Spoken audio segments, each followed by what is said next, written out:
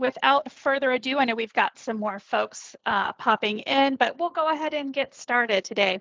We're here to talk about incident investigation and reporting, but let me start by telling you a little bit about our bill. We've been in business for over 75 years providing safety products and services. We work quite a bit with industrial and governmental partners. Our mission is really to ensure a future in which every employee returns safely. We try to make life safer every day. We're woman-owned, we're ISO 9001 certified, we're a GSA contract holder, and really we are here to do anything we can to help you and help your customers be safe. A little bit about myself. My name is Kate Manis. I've got about 25 years experience in environmental health and safety, and I am the EHS services manager here at Arbel. So I concentrate, and my team concentrates on compliance and training mostly. I started off working in higher education and biomedical research, moved into the oil and gas industry for a while. I am in Houston, Texas. And then I have been with Arbel for about the past year and a half. I hold a master's degree in environmental science, and I'm a certified safety professional. Guest presenting with me today is Ingrid Dunlap, and she is with KMRD Partners. Ingrid has been in the insurance industry since 2002, and she works all over the world. We met with Ingrid the other day, and I think we caught her in between calls with Italy and Iran. I mean, she's all over the place doing all sorts of good things, and she's here to share her expertise when it comes to workers' compensation, modifier rates, all of that good insurance information that kind of goes hand in hand with incident investigation and reporting as well. So thank you so much, Ingrid, for joining us. Always like to, great, thanks, Ingrid. Always like to start off with sharing our safety maturity life cycle. Arbel speaks to clients all around the country, big companies, small companies. And one thing that we've noticed in all of our interactions is it's really difficult for a lot of folks to understand where their company is on their safety journey, right? We can all kind of have a pretty good idea of whether we are compliant or not with federal regulations or with state regulations, but it's really hard to understand how we're doing with respect to our other partners in business or other folks in business similar to ours. So we've introduced the safety maturity life cycle. It's really a roadmap to help us guide and understand where a company is and what kind of actions you need to take to move down the line and continue your journey toward having a world-class safety function. So, I invite you all, if you feel comfortable, you can where you think your company is, you can drop that in the chat. You can also chat me directly, and I'll reach out to you after the fact, because this is a really kind of interesting topic. It helps us guide and helps us understand, where we are and what we need to move forward. So our agenda today, we're going to talk obviously about incident investigation. That's the title and why we're here, right?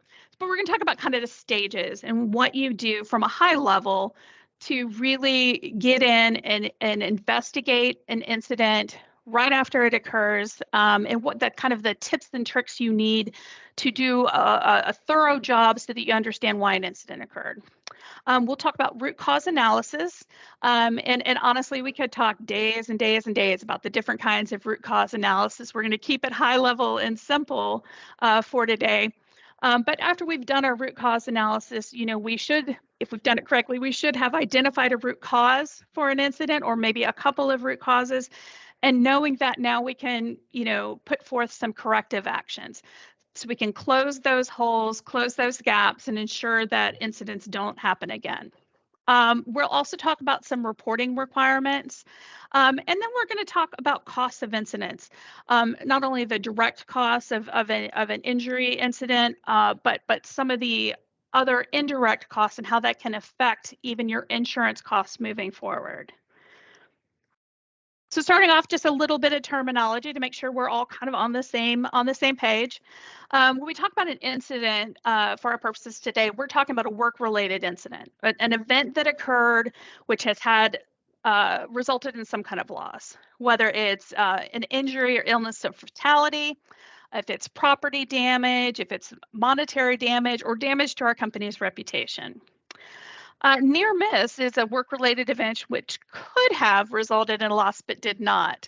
It's a close call, right? It's a warning. It's something that we can concentrate on again in making sure that events don't happen in the future. If you join me for our July webinar, we'll talk more about near misses then. Hazards, of course, this is pretty common. Everybody who is kind of a safety person probably knows this, a condition which presents to cause harm either to ourselves, the property, or the environment. I mentioned root cause analysis. Root cause is the underlying reason why unsafe conditions exist, right? That's that system level upset that allowed the conditions to exist to cause an incident to begin with. And then first aids and recordables. There's a lot of gray area. This is another topic you could spend a whole day talking about. But for our purposes today and for kind of a level setting of understanding, first aids are minor injuries, right? These are things that we don't need to report to OSHA. They tend to be things that we can handle, ourselves where we're at without going to a doctor necessarily. A recordable, on the other hand, is a more serious injury or more serious illness, which has to be reported to OSHA on the OSHA injury logs. And I'm going to start off with getting you guys locked in and involved right away with a true or false question. So true or false, U.S. businesses spend more than $1 billion a week on serious non-fatal workplace injuries. So pop into that chat and give me your answer. What do you think that is, true or false? I see a couple people are typing. Good. Got it. True. True. Yeah, it is true. There was a Liberty Mutual did a study in 2021 and found that serious non-fatal workplace injuries amounted to nearly $59 billion in direct U.S. workers' compensation costs in 2018. Translates to more than $1 billion a week spent by U.S. business on these kinds of injuries. So it's really important for us to get in there, investigate these incidents, learn how to prevent them from happening again, and learn how that is going to assist and help our bottom line.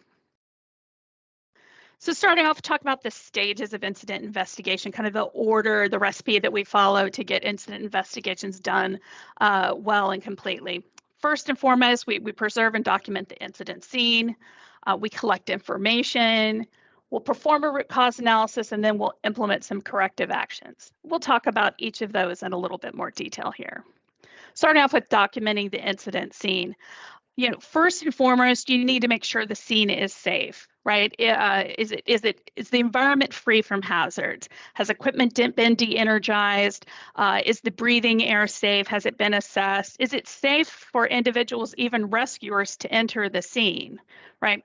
Once that has been established and you know that your rescuers can enter the scene, we have to make sure that we're taking care of the injured personnel, right? Making sure that they receive the proper medical assistance. I will say from a personal experience, when there is an injury at work, very often you have to encourage that injured party to seek assistance, especially if it's not something that appears to be a major injury. Folks in general, especially after the adrenaline of an incident takes place, they tend to think, I'm okay, I'm fine, I can walk it off. Always encourage them to go seek medical assistance, because what might appear to be a minor injury at first could actually be a much more severe injury that needs to be taken care of. After that, if we've addressed our medical situation, we need to barricade the immediate area, mark it off, shut the door, whatever we can do to kind of preserve the scene and take some photos and videos. There's some things that we want to document. What equipment was being used? What operations were occurring when this incident occurred? Were there safety devices present? Was there guarding on the equipment? Was there personal protective equipment available? If they were present, were they being used and were they being used properly? You have to also consider the general condition of the area, right? Take note of the housekeeping. Are the floors clean? Are they dry? Are there any trip hazards that are obviously present? What's the lighting like? Is it nice and bright, or is it kind of dark in the area where the incident occurred? Also, is there noise? It's not unusual for, especially in industrial operations, to have a noisy environment, but that noise can sometimes distract us from some of the warnings, right, that an incident might occur. Also consider what the weather conditions are, especially if it's obviously an outside event. Was it raining? Was it nighttime? Was it cold? What are some of these things that could have contributed to this incident occurring? We start to collect some of our information. We want to collect the names of anybody that we know who was nearby, who may have witnessed it or who were involved in the incident. We want to interview those folks early on while those details are at the top of their mind. A witness's story will change over time. Unlike the saying, memories really aren't burned into our mind. Memories are fluid, and they can be shaped over time when new evidence is presented. They can be shaped by our own unconscious biases. So it's real important to try to get those reports, those interviews documented early on, before they have a chance to, those memories have a chance to shift and change. Make sure you ask open-ended questions, right? Draw more information out. Really understand those witnesses' perception of what happened. And then after you've interviewed them, take the time to kind of summarize what they've told you in your own words and say it back to them. That gives them the opportunity to correct any inconsistencies, to confirm their account of the incident, and to kind of solidify that you understand exactly their point of view of what happened during that incident. Anytime, if it's possible, you want to interview witnesses individually, right? I have 3 kids.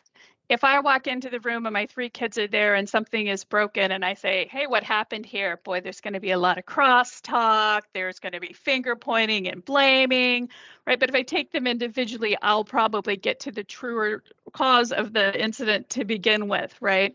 So do that as well with individuals. If you can interview them separately, that's better. It's more comfortable for them. They're more able to be honest about what happened, and they're less influenced by what somebody else thinks that happened. If they don't speak the same language that you do, try to get an interpreter. Language is very tricky. Things can be misunderstood. Having somebody who can speak that witnesses language will go a long way to making sure that there aren't any mix-ups in the reporting.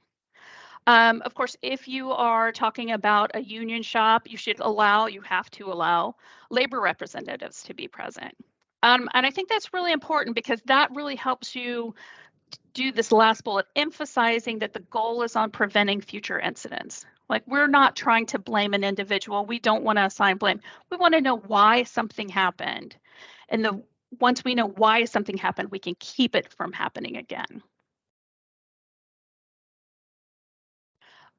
Other information you want to kind of capture is the worker's characteristics, right? Can be, just, the age, gender, those kind of characteristics. But more importantly, probably is the time on job, right? What is their experience level? How long have they been doing this kind of work?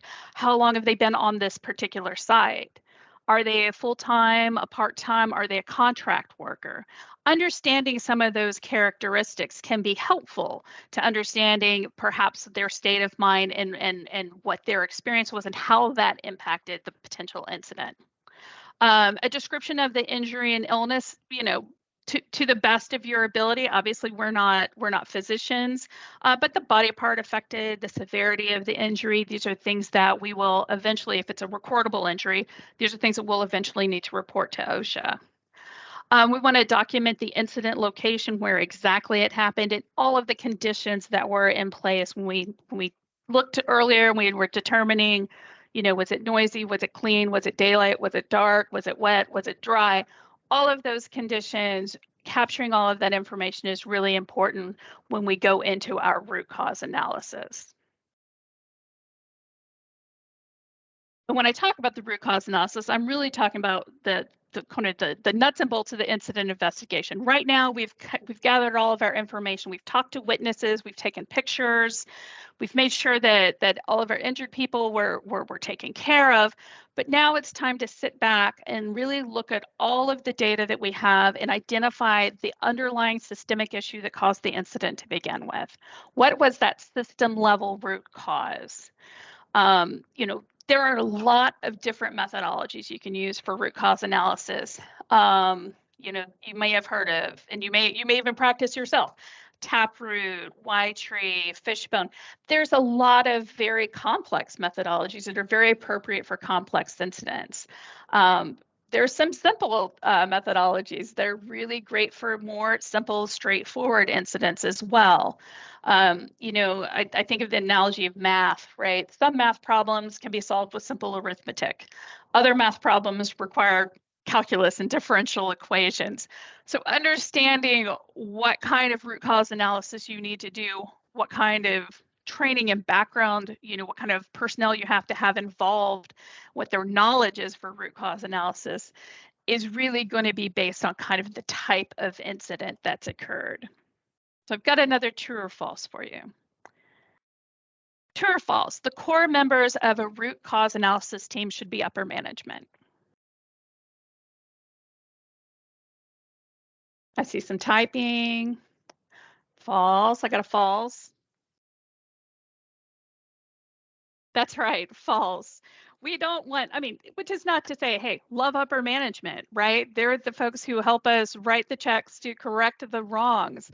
But when we're doing root cause analysis, when we're trying to really get to the system level root cause of what made this incident happen, we really need the folks who work there every day, right? We need the folks who work on the line. We need their direct supervisors. We need, even the injured parties and witnesses sometimes. But the folks who really know how work normally gets done, those are the folks who it's really key and really important to have involved in root cause analysis. So we're going to work through a little bit of an incident example, just at a very, very simple kind of 5 why level of the incident, right? A worker slipped and fell near the loading dock of a large warehouse. He hit his head in the fall and was taken to the medical clinic for evaluation. The clinic determined that he had sustained a concussion. Pretty simple, pretty straightforward. It's one individual. The injury is not a complex injury. This is one that we can probably apply 5 why to do the root cause analysis. And in the 5 whys, what we do is we ask why at least 5 times. It's sometimes a 6 why or a 7 why. But here's the example. You start off with the most key question, and that would be, why did this worker sustain an injury? And in this case, the answer was the worker slipped near the loading dock. So then why did they slip near the loading dock? Well, there was a puddle of oil on the floor. Okay, why was there a puddle of oil on the floor? And the oil leaked from a forklift. So you see where this is going, right? Why did the oil leak from the forklift? Because the forklift had been damaged, but the operator didn't know about it. Well, why didn't the operator know that the forklift was damaged? The forklift was damaged during the last shift, but there was no method of communicating problems during shift changeover. And there we get to this point where when we are starting to run out of whys, we're coming closer and closer to that system level root cause. In this case, the root cause being there was a lack of shift changeover communication. So we think about root cause analysis. It can be very daunting just to think about how am I going to get to the bottom of these incidents. But this is an example to show you that using the right methodology, you can get to those system level root causes and have a way to move forward and prevent future incidents. I got another true or false for you. Root cause analysis is designed to identify an individual that can be held accountable for an incident. False. Mary says false. Anyone else? False. That's right. I mean, we're not here to point fingers, right? This is something that really should be communicated. I mentioned it when we were doing our initial incident investigation and interviews, making it very clear we are not looking to point fingers to a person, right? We're looking to identify the situation that made it possible for that individual to be in a position to get injured or for a loss to occur. We're not looking to point fingers at a person to be held accountable, but rather identify the problem so that we can address it. So having identified the problem and the root cause, we have to implement some corrective actions, right? We have to develop some sort of plan to address the multiple root causes, or in this case of our example, we came up with one root cause. We have to make sure we involve the right people. Again, having the folks who have to do this work every day is very important.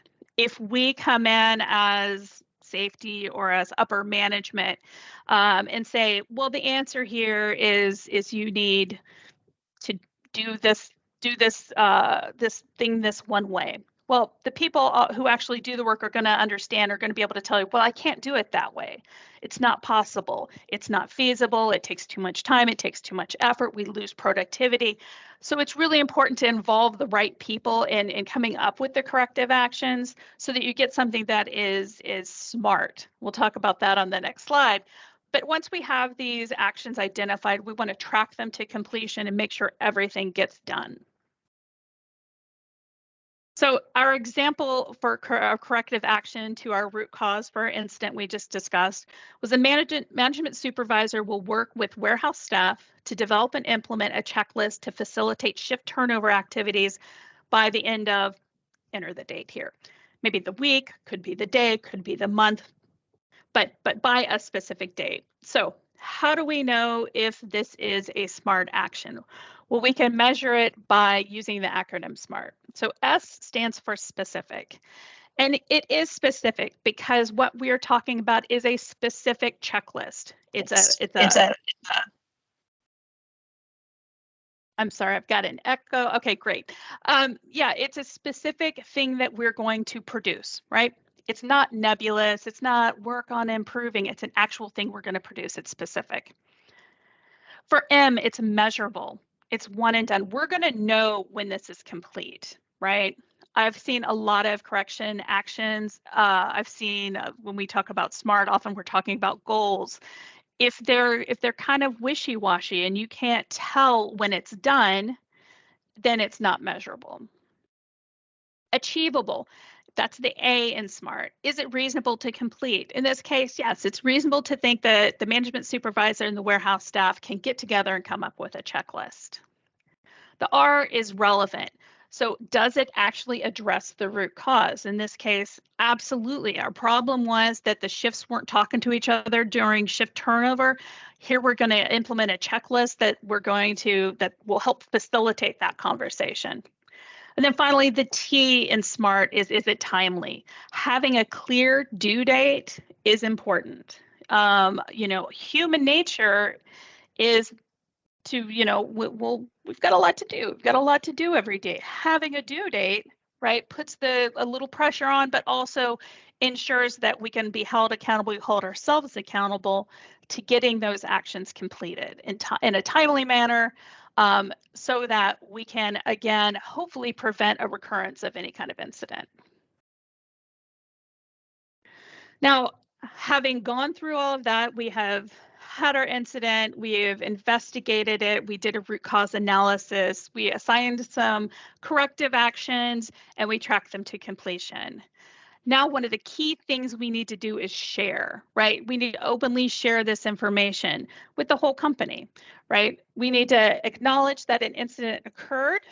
We have to show what we have done to determine what the root cause was and what we've done to close those gaps so that incidents don't happen again. We have to be pretty careful about this, though. We don't want to share any kind of personal data, especially if we're talking about an injured person. And you have to be, if you're in a small workforce, you have to be pretty careful about it, because if you're a small enough workforce, you don't have to say a name for somebody to know who happened.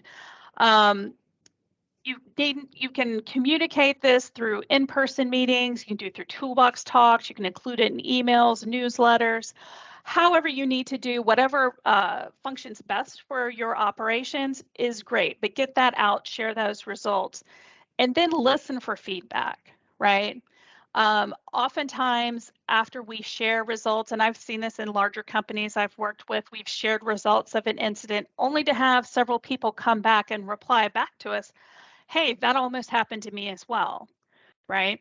And it helps identify, is there a hole in reporting for us that people aren't reporting these incidents and near misses? But it also helps us identify if we had to fix this problem in this one location, maybe there are other locations and other sites that would experience the same issue, so we can find it once and then fix it everywhere. A little bit on reporting requirements, because it's incident investigation and reporting. Federal OSHA has requirements for incident reporting. If it is a fatality, you have to report to OSHA within 8 hours. If an incident results in an inpatient hospitalization, amputation, or loss of an eye, you have to report within 24 hours. Other recordable injuries or illnesses that are less than those, you will include on your OSHA log that you report annually. Some states do have their own occupational health and safety programs. So it's important, if you live in one of those states, to check with your state and see if they have more restrictive requirements. See if they want you to report sooner. We want to make sure that we maintain all of those records, again, on the federal OSHA side for at least 5 years, but also check with your state, also check with your company, because you may have a retention policy that is considerably more conservative than 5 years. Maybe you have to keep records for 10 years, but ensure that you have done that reporting. And here's another true or false. OSHA estimates that an employer would need to do nearly $2 million in sales to cover the cost of a single puncture injury. What do you guys think? True? True. Yes. So I would encourage you all to go to OSHA's site. It's if you go, you can just Google. It's probably easier. If you Google OSHA and safety pays, they have a whole estimator that you can go in and you can put in all of the details and understand for your company, what would it cost if there was a laceration? What would it cost if there was a puncture injury? They have a list of different injuries you can choose from. You can put in what your profit margins are and really understand how much it costs to actually make up for the injuries. We talk about cost of injuries. Really, we kind of put those costs in two different buckets, in those direct costs and indirect costs. The direct costs are the ones that are really obvious, that you see, the medical expenses, workers' comp costs. But the indirect costs are often far greater than the direct costs, and those include lost production time or other operational interruptions that have occurred because of the incident itself or the investigation that goes on. If there's been any property damage, that is costly as well. If you have to hire and train temporary staff to come in and take over the position that while an injured party is away from work, that is also quite a large expense. It can be a large expense. Also, you'll experience reduction in morale. Anytime anybody is hurt at work, it impacts everybody, right? Everybody, wants to ensure that their colleagues are safe every day. And when that doesn't happen, it can have a real direct impact on morale, which in turn will impact your production.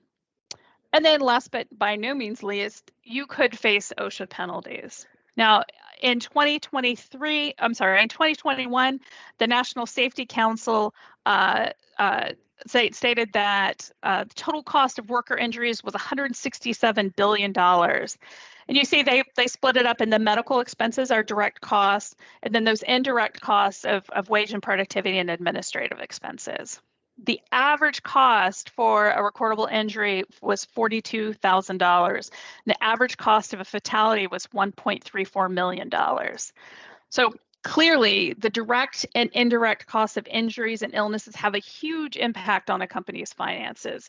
So let's consider now kind of how insurance works into this and how those can impact those indirect costs. And I'm going to ask you a true or false question as I turn this over to Ingrid to educate us on the insurance side. So true or false? The longer an employee is out of work for a claim, the less likely they are to return to full employment.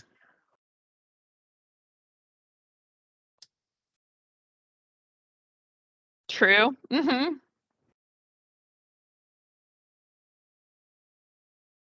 I think most business owners don't like that answer though, right, Kathleen? That's right. You're right, Ingrid.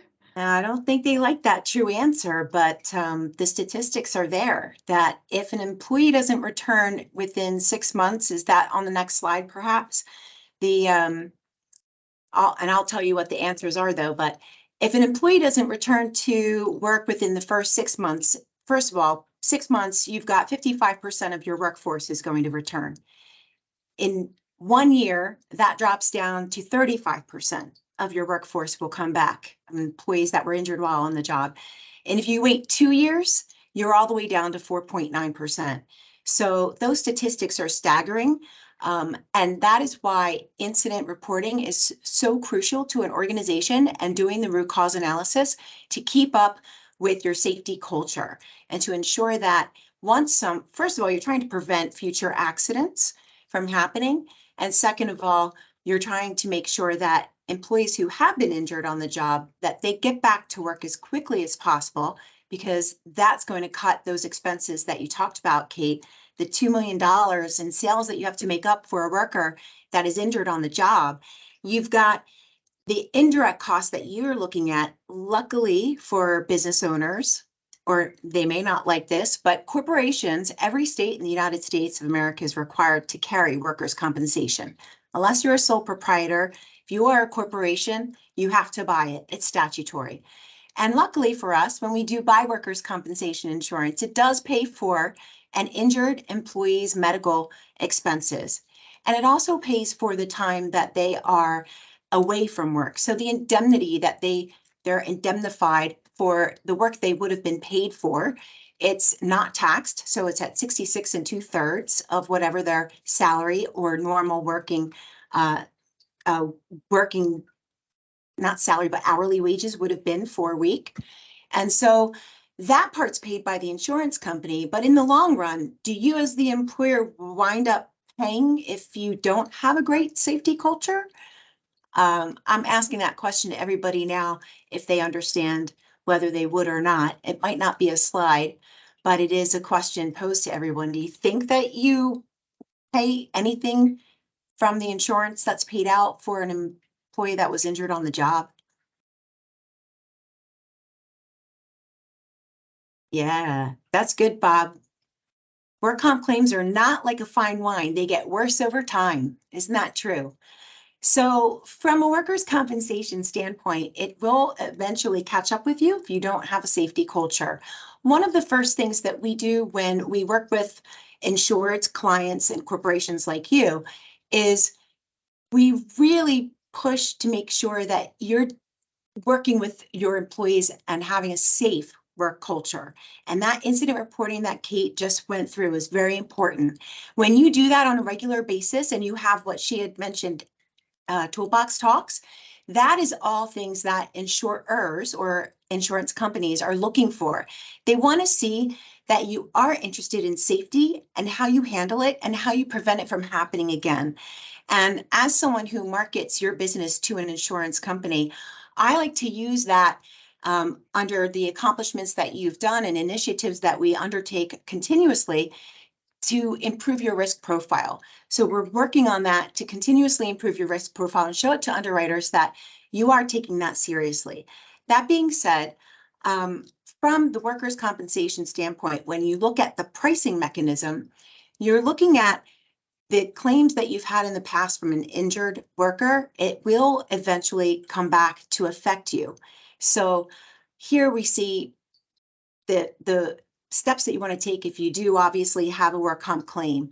Your policy requires you to immediately notify the carrier. And that does need to be done by the employer. It can't be called into your broker. It has to be done by the employer direct through the line with the insurance company because of HIPAA laws.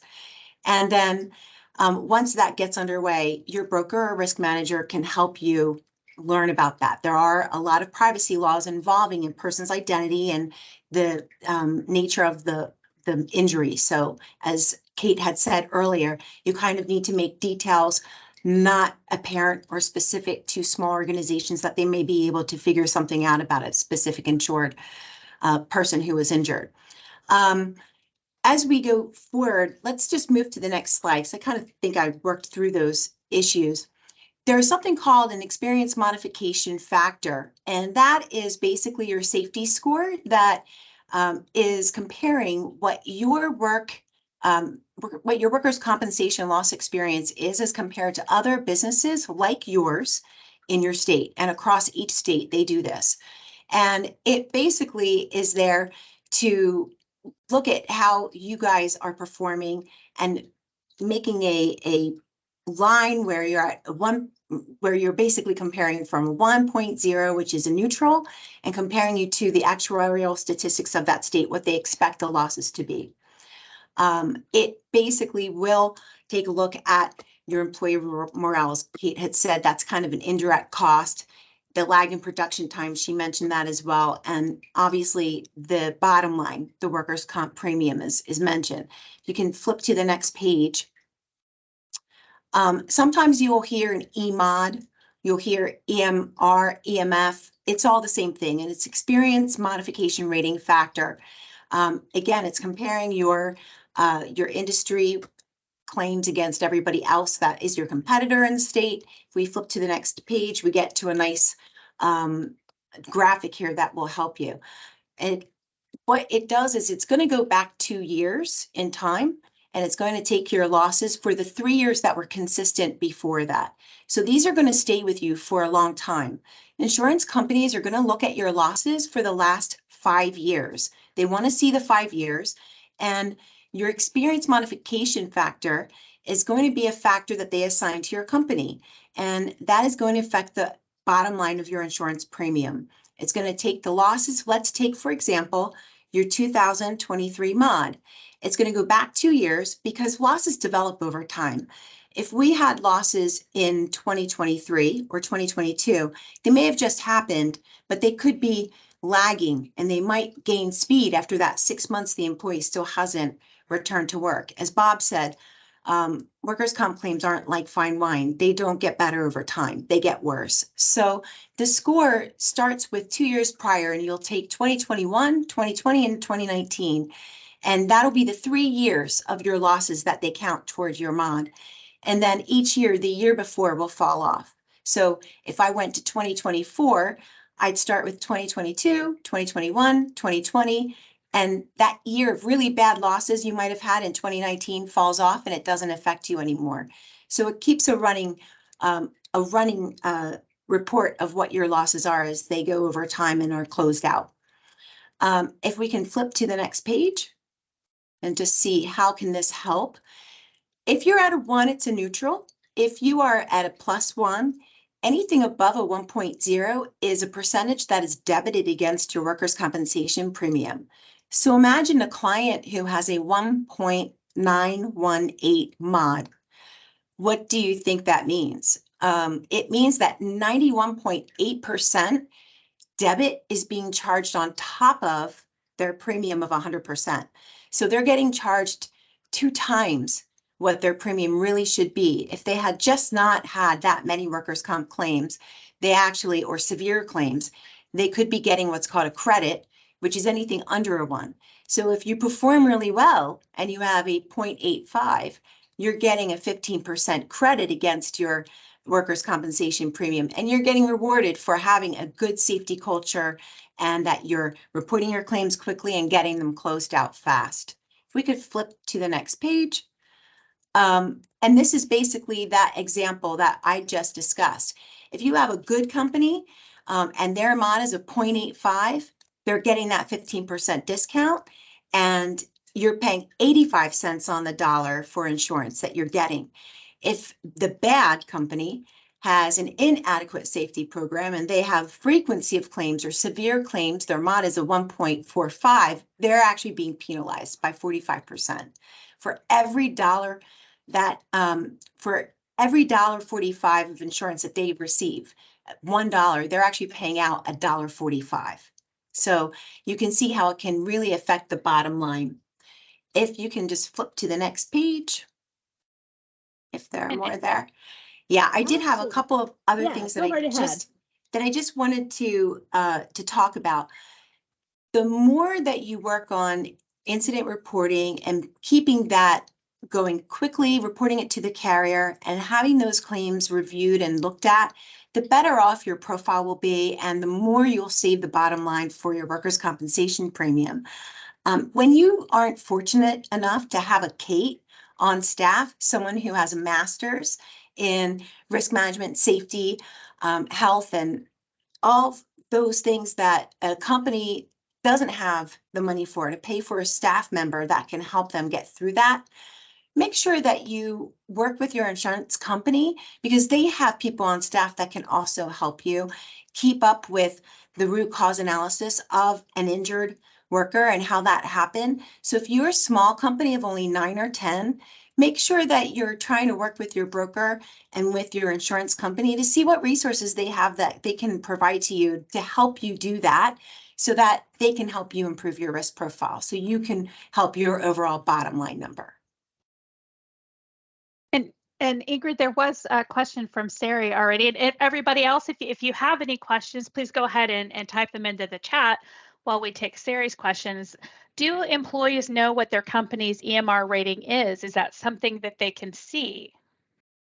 So for certain states, you can see it online if you create a logon, which you are permitted. The state of Pennsylvania and Delaware do allow you to do that. Certain states do not. You have to pay for the service to find out what your experience modification factor is. So the corporation will generally know this because they get it from their broker. As just an everyday person, an employee, you may be able to find it out if you're sleuthy enough, but for the most part, it's not usually published publicly. Right. And I know that in other organizations I've worked with before, just sharing my experience, we have communicated that as key performance indicators of how our safety program is working. Right. We'll report our EMR to upper management on an annual basis. So, yeah, I think it really, Sari, depends. Right. It does. Anyone else have any questions? Well, it's okay. If you don't have questions now and you have questions later, you guys know where to find me. You can always email me, and I'm happy to assist. But let me go ahead and move on into our conclusion. So hopefully you got a little bit out of our talk today, realizing how the incident investigations are really that first step in understanding why a loss has occurred, how we have to do root cause analysis and concentrate on those system level root causes and avoid blaming people. Sharing that post-investigative information is such a key step in preventing recurrence, making sure that everybody knows what happens, everybody knows that it was investigated and that corrective actions have been put in place. And then finally, the cost of injuries. It's not just the medical bills. It can impact companies' insurance rating over time. It can have a real impact, again, with our puncture example, real impact on how much more a company has to make in order to cover the cost of an injury.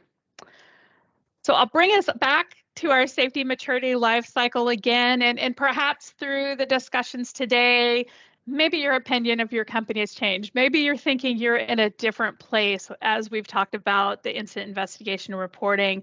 Again, I encourage you to reach out to me. You can email me, you can chat me directly, and let's have a talk. Where do you think you are in the safety maturity life cycle? Where would you like to go in the safety maturity life cycle? If you contact me, we can get together and do a safety strategy session, excuse me. If you'll see there on the screen, that's my Once Hub. You can get directly to my calendar and make an appointment with me. There's also the Once Hub for Keith LaFrance. He's our VP of Commercial Sales. So if you're more interested in more of a comprehensive program, or if you're looking for maybe PPE and product, whatever you're looking for, ARBA would love to help you move along toward world class on your safety journey. Finally, just coming up soon, our next webinar, and if you're signed up for it, I apologize, we are going to move it back. I did not think clearly when I scheduled the next webinar during the 4th of July week. A lot of people are going to be on vacation, so we're going to move that back just a little bit, but we'll be talking about near misses, how near misses are a real gift that we can use to learn from and prevent future incidents as well. And then in August, we'll talk about the value of doing a site assessment. In September, we'll talk about one of my favorite topics, human and organizational performance. And with that, thank you so much, Ingrid, for sharing. I know insurance is mystifying to those of us who are not in that organization or in that arena. So thank you so much for joining me today and helping us understand more. And thank you to all of our attendees for logging on and joining us. I did see the question earlier. We will be capturing this recording and putting it on our YouTube channel so that you can catch it later. Thanks so much, everyone. Bye-bye. Thank you. Thank you. Bye.